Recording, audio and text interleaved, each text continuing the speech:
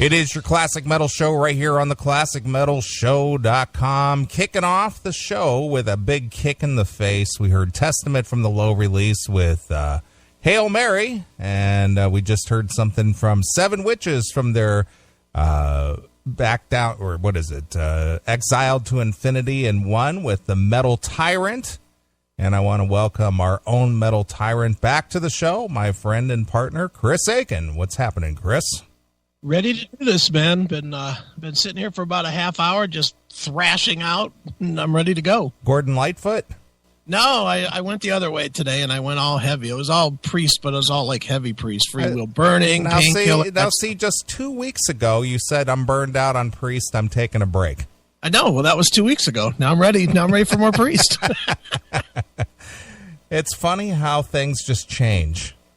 Dude, you know what, man? Priest is one of my top 5 bands. As much as I bust on, Scotty and the Commonwealth for requesting the same fucking song every break, I love Priest. I always have. They're definitely one of my top 5 bands of all time. But every once in a while, I play them to death, and then I get sick of them. So, then I need a break. But that break, I always say I'm going to take like 3 months and not listen to any, and that usually lasts about a week. Then I'm right back to it. Yeah, well, that was 2 weeks. Yeah, well, 2 weeks, and now I'm all the way in again. Yeah, you're back into the priest. Yeah. Nice. Well, we are back here on the Classic Metal Show. We're a week away from the official book release party for Call Me Chris. Yes, I can't wait. And we're also coming up on your 1-year anniversary of the Pinball Palace opening. We are, same weekend. How about that? Yeah. And that was not by plan. It just sort of happened that way. Yeah, it just happened that way. So a whole year has gone by. Yeah, and we're still in business. Take that, you fuckheads that said we wouldn't last 3 months. Ha ha. And who? And can you name names? Yeah, I can certainly. It's a pinball conglomerate out of Pittsburgh known as Papa. The Pittsburgh, I don't know, asshole pounding anus.org or something. I don't know what the Papa stands for, but it's just this pinball group. It's like the big pinball group out of Pittsburgh. Was given more Ed than me, but they were giving Ed shit. You guys are going to be out of business in 3 months. That'll never make any money. Yeah, suck a dick, fucks. We did fine. But somehow there's a pinball organization in Pittsburgh? Dude, there's lots of pinball. Pinball is big right now, man. There's pinball organizations all over the place. Pinball clubs, pinball tournaments, pinball organizations. Hell yes. Wow. There's a national pinball tournament every year. There's all kinds of shit that goes on with pinball. Were you aware of all this prior to being involved, or have you learned this along the way? I have learned this in the last 355 days. Right. I had no idea that any of this was going on. I thought I was opening a Chuck E. Cheese. Okay. That's what I thought I was doing. I did not think that I was going to be dealing with, people that are territorial about their pinball and who has the best machine and the best place and all that kind of bullshit, that comes with anything I think that you do. Sure. But yeah, I was not aware at all. Wow. Well, I was not aware either. Until right now. Yeah. Yeah, there is. You can go out there and look. It's, if you just search pinball tournament, you'll see tournaments all over the country.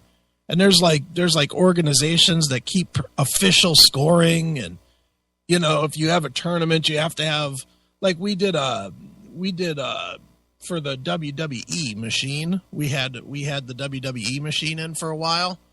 And we were doing official scoring on it. And we had to get approved. Our staff had to all get approved to be official scorekeepers and take official scores and pictures and everything of people's scores so that they could be officially ranked nationally or internationally, I guess. I didn't pay that much attention. I just told the guys that worked the counter to take the fucking pictures. Wow, who knew? I had no idea. But yeah, there's a whole world out there. Well, all right then. Just like everything else, dude. It's just like anything in pop culture, a Star Wars or whatever, baseball or, with any of that stuff, there's clubs and groups and whatever that enjoy that. So we're just one of them. Okay. Well, since we are a group here, we are the Classic Metal Show group, and we have our own club, which is the Chat and Kill chat room. Right, the Hail and Pal Club. Right, if you want to join the Classic Metal Show's Hail and Pal Club, that's right. You can just jump into the chat room over at chatandkill.com. Yeah, come on over. Just spell it out and be a member of the Hail and Pal Club. That's right, Hail and Pal, nigger. I've seen that pop up several times recently. I know. Bob Leather is building a following all by himself. He is. He is highly influential. Yep, he definitely is. Yeah. In fact, we did get an email in the request email from another person outside the U.S. All right, our core demographic, anywhere but here. Yeah, and basically, he basically said, "Hail and Pal, niggers." Nice. Yeah. Like it. Yeah, people like to use the word freely. Yes, they do. They're not going to allow political correctness to keep them from having their fun. Not at all. You know, it's funny, dude. This week I was catching up on the Anthony Cumia show this week. Not only because Anthony was back, but I also watched some of the other shows as well. We are way more freewheeling with our language than even they are. Yeah. And the whole reason Anthony started that thing was so that he could be freewheeling with his language. Yeah, but, you know, when that money creeps in and you get sponsors. Yeah. Because, I mean, we are way more. I was noticing that just listening to some, especially the comedians, because you would think that when comedians come on, they would just be totally let loose. Yeah, you know? well, they could let loose on Anthony's show, but then people who are hiring them will go, well, you said on the Cumia show, blah, blah, blah. You're not going to do that in my club, are you? Yeah, that is true. You know, so that's, again, it's professional reputation on the line. And, you know, it's just like, well, I could come on and I'm sure it'd be totally fine if I did spout off and say a lot of shit, but then it might sully my ability to get work. I know. I'm just so glad that we have this outlet to do what we want to do. Well, you know, I think we phrased it pretty well a couple of weeks ago on why does the CMS not generate revenue? Yeah. And that's the reason why. It is. We could. We just don't want to. We could. Yeah. You know, but again, then you wouldn't get the show that you tune in to listen to. Yep, exactly. You'd get some watered down, shitty version of it. Mm-hmm. Well, let's kind of curb the language here, and let's stay away from certain hot button topics. Yeah, maybe we could bring a chick on as well, but like a sensitive one, not like a Stephanie one. Yeah, you know, one to keep us in line. Yep. Isn't that what the Rev did, or the Moose, or whatever he calls himself? He's got the squirrel on his show now. I don't know. He's got his chick sidekick now. Oh, I saw the video thing. Yeah, well, she's a regular part of the show now. Well, that made it better, right? What's it up to? Like 3 more downloads than the last time we checked? I think so. It's like 15 listens a week or something. Growing by the leaps and bounds, my friend. Growing 2 ears at a time. Right. So he's got the squirrel. Is that what she calls herself? Yeah, she calls herself the squirrel. Oh, like Rocky and Bullwinkle? Yeah, something like that. It's Moose and the squirrel. Oh, get the fuck out of here. I'm not kidding you. Why have you not brought this audio to the show? Because it's just so lame you can't even pick on it. You know what I mean? It's just so bad. It's not as lame as Hail and Kill, for God's sakes. Yeah, true.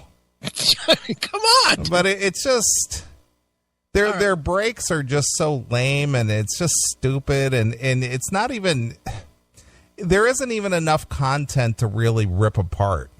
We could do an hour on him saying one time, let me introduce the squirrel. Yeah. Come on. The squirrel? The squirrel. I love that. Yeah, Moose and the squirrel. Rocky and Bullwinkle. Right. How current can you be? Hey, Rocky, watch me pull a squirrel out of my ass. Rocky. Rocky. Oh, he'd be saying that to Bullwinkle, because Rocky was the one that did all the magic tricks, wasn't he? Wasn't Rocky the squirrel? Rocky was the squirrel. And he did the magic twitch. Well, you missed my point that Bullwinkle was saying, "Hey, Rocky, watch me pull a squirrel out of my ass." Rocky? Well, instead of a gerbil, a squirrel. You forget it. I got it. Forget it. But you're explaining a joke. Stop it. Forget it. If it's missed, it's missed. I know. That one got right by you. I know. Whatever. At least I'm awake this week. Yeah, you are. Yeah, you are. You did wake up enough to make a couple of very funny segments last week. I don't know what happened last week, dude. I was rested. I was ready to go. I was in the mood to do the show, and then it just wasn't happening. We just weren't clicking. But tonight I'm way overtired, so I think we'll be good. So you've been bogged down with work this week? Yes, sir. Very much so. I signed a couple more clients, which, quite frankly, I didn't need. And I'm just trying to crank as much as I can, because I know next week I'm going to be useless. When I come back from Pittsburgh next week, I'm going to be absolutely useless Friday, Saturday, and Sunday. Right. So I'm trying my best to get as much done as I can now, so that I'm ready for next week. So... yeah, I'm way overloaded. I worked all day yesterday till I think I went to bed at 3:30 or so in the morning. And I got up at 8 this morning and went right back to it and laid down at 6 for a 2-hour nap and then got up and was like, fuck it, time to get ready. Right. So yeah, I'm pouring it on hard right now. Yeah.